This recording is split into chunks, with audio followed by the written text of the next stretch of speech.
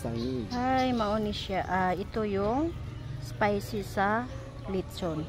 Ito yung nilalagay sa ilalim sa lilitsonin na baboy, lemongrass. At yan, may atsal, sibuyas, bawang.